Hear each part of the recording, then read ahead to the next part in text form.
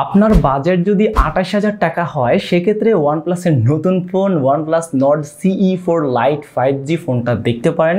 ফোনটার হাইলাইটেড বিষয় হচ্ছে AMOLED display, 120 hertz refresh rate, 5500 mAh battery, Snapdragon 695 5G chipset, 18 ওয়াটের ফাস্ট চার্জার, স্টুডিও স্পিকার, সব মিলিয়ে ভালো একটা প্যাকেজ। তো ফোনটা সম্পর্কে সম্পূর্ণ জানার জন্য রিভিউটা দেখতে থাকুন।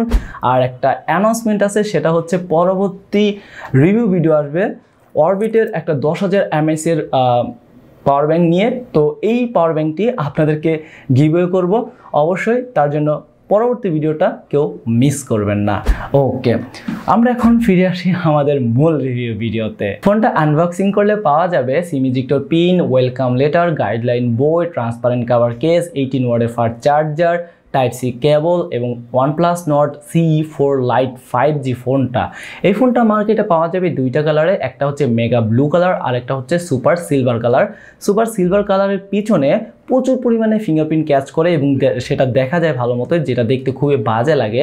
বাট মেগা ব্লু যে কালারটি রয়েছে, এই কালারে ফিঙ্গারপ্রিন্ট ক্যাচ করলেও খুব সহজে বোঝা যায় না এবং এই কালারটা যথেষ্ট ভাইব্রেন্ট, যেটা আপনাদের কাছে খুবই ভালো লাগবে। বাট দুইটা কালারে কিন্তু যথেষ্ট ভালো। ফোনটি প্লাস্টিক বিল্ড, ফোনটির ওজন 191 গ্রামস এবং থিকনেস হচ্ছে 8.1 মিলিমিটার। ফোনটার সাইজ একটু বড়, তো একটু প্যারা খাবেন, বাট ফোনটা যেহেতু একটু পাতলা চিকন, সেক্ষেত্রে এক হাত দিয়ে খুব সহজে আপনারা ধরে মোটামুটি ইউজ করতে পারবেন, এটা একটা প্লাস পয়েন্ট। ফোনটার ডান সাইডে রয়েছে পাওয়ার বাটন এবং ভলিউম বাটন, ফোনটার উপরের সাইডে রয়েছে স্পিকার, ফোনটার বাম সাইডে রয়েছে হাইব্রিড সিম স্লট, যেখানে দুইটা সিম অথবা একটা সিম ও একটা মেমোরি কার্ড ব্যবহার করতে পারবেন। ফোনটার নিচের অংশে 3.5 millimetre audio Jack, primary microphone, USB Type-C port এবং স্পিকার রয়েছে। ফোনটাতে স্টুডিও স্পিকার রয়েছে, তো স্পিকারের সাউন্ড ভালোই লাউড আর পাশাপাশি ক্লিয়ারও আছে, আর স্টুডিও স্পিকার হওয়াতে বেশ ভালোই লেগেছে। আর এই ফোনটাতে আপনারা সিকিউরিটি সেকশনে ইন ডিসপ্লে ফিঙ্গারপ্রিন্ট সেন্সর পেয়ে যাবেন, যেটা ভালো একটা বিষয়, অনেকের পছন্দ। ইন ডিসপ্লে ফিঙ্গারপ্রিন্ট সেন্সরের পজিশনটা আমার মতে ঠিকঠাকই আছে এবং যথেষ্ট ফাস্ট। ফোনটার ডিসপ্লেতে দেওয়া হয়েছে 6.67 ইঞ্চির একটা অ্যামোলেড ডিসপ্লে প্যানেল, যার রেজুলেশন হচ্ছে full HD plus 1080x2400 pixels, pixel density হচ্ছে 394 ppi, ব্রাইটনেস হচ্ছে 2100 নিটস। ডিসপ্লে বেশ বড়, পাশাপাশি অ্যামোলেড ডিসপ্লে, ভিডিও দেখে ভালোই লেগেছে, কোয়ালিটি বেশ ভালোই রাখে। তবে ইউটিউব সহ অন্যান্য যে ওটিটি প্ল্যাটফর্মগুলো রয়েছে সেখানে 4K-তে ভিডিও প্লে করা যাবে না, অনলি 1080 পিক্সেলে ভিডিও প্লে করতে পারবেন। বাইরে ভালো আলোর মধ্যেও ঠিকঠাক মতো ব্যবহার করতে পেরেছি। গ্রিন লাইন পড়ার সম্ভাবনা আছে যেহেতু অ্যামোলেড ডিসপ্লে, তবে গ্রিন লাইন পড়ার সম্ভাবনা খুবই কম।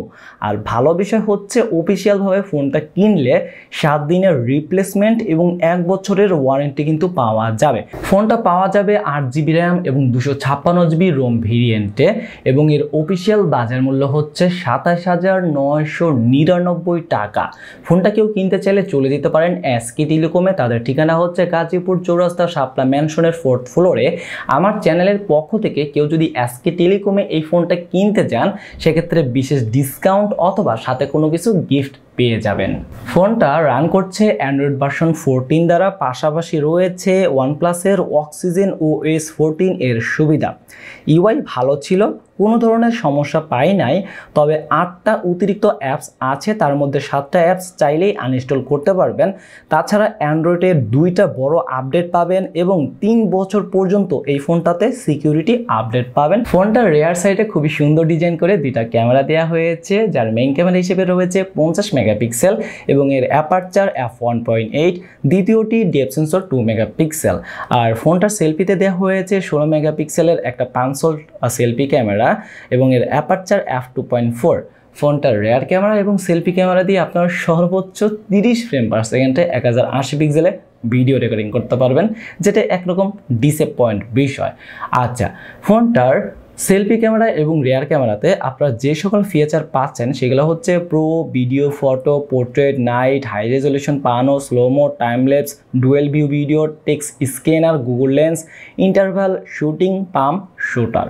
মোটামুটি যে সকল সুবিধা রয়েছে সবগুলোই আপনাদের জানিয়ে দিয়েছি। এখন কথা বলার পালা ফোনটার ক্যামেরা থেকে কীরকম পারফরমেন্স পেয়েছে। ছবিগুলো বেশ ন্যাচারাল রাখে, ডার্ক এরিয়াগুলোকে একটু বেশি ডার্ক করে ফেলে, ছবিতে বেশ ভালো ডিটেলস পাওয়া যায়। ডাইনামিক রেঞ্জ ভালো কাতারেই ছিল। ছবি ক্লিক করার পর 1 সেকেন্ডের মতো প্রসেসিং হয়, তবে ক্লিক করার সাথে সাথে আবার নতুন ছবি কিন্তু তুলতে পারবেন। পোর্ট্রেট ছবিগুলো বেশ ভালো লেগেছে, আর ভালো ব্লার ইফেক্ট তৈরি করে পোর্ট্রেট ছবিগুলোতে। এইচ ডিরেকশনও ভালোভাবে করতে পারে। ভিডিও কোয়ালিটি ভেবেছিলাম বেশ ভালো পাবো যেহেতু OIS আছে, তবে হতাশ করেছে আমাকে। ভিডিও কোয়ালিটি আরও ভালো হতে পারতো। পাশাপাশি ফোনটাতে 4K ভিডিও বা 60 FPS 1080 পিক্সেলে ভিডিও রেকর্ডিং করার সুবিধা থাকলে ভালো হতো। আর ফোনটাতে আপনারা Gcam ব্যবহার করতে পারবেন।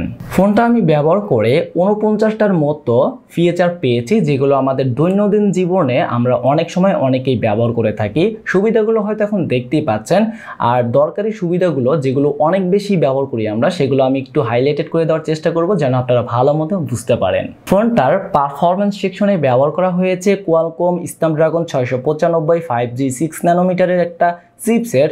জিপিইউ হিসেবে রয়েছে অ্যাড্রেনো 619। নর্মাল ব্যবহারে ঠিকঠাক ছিল। 120 হার্জ রিফ্রেশ রেট থাকায় স্মুথ পারফরমেন্স পেয়েছি। ফ্রি ফায়ার গেম আলট্রা গ্রাফিক্সে হাই রেজলিউশনে শ্যাডো অন করে ইনহ্যান্স ফ্রেম পার সেকেন্ডে খেলেছি।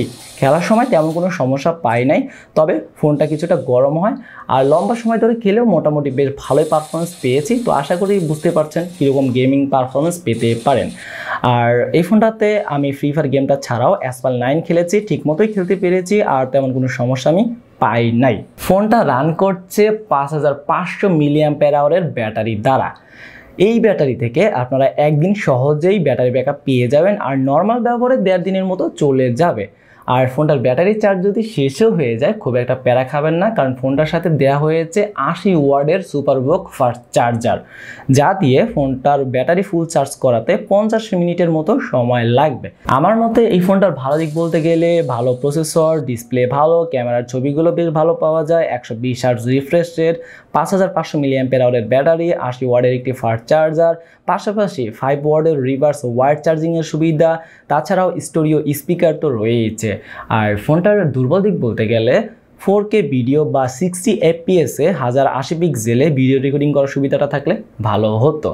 আর OnePlus-এর উচিত হবে গ্রিন লাইন নিয়ে পার্মানেন্ট একটা সমাধান আনা, যাতে করে সাধারণ মানুষ কষ্ট করে ফোনটা কেনার পরে ভোগান্তিতে না পড়ে। এখন কথা হচ্ছে এই ফোনটা বাজেটে কেমন হবে। আমার মতে এই ফোনটার বাজার মূল্য 25,000 টাকা হলে বেস্ট হতো। আপনারা এই বিষয়ে কি বলেন কমেন্টস করে জানিয়ে দিবেন। তবে ফোনটা কিন্তু যথেষ্ট ভালো, চাইলে নিতে পারেন। তো দেখা হবে নতুন কোনো ভিডিওতে। আজকের মতো বিদায় নিচ্ছি। আসসালামু আলাইকুম।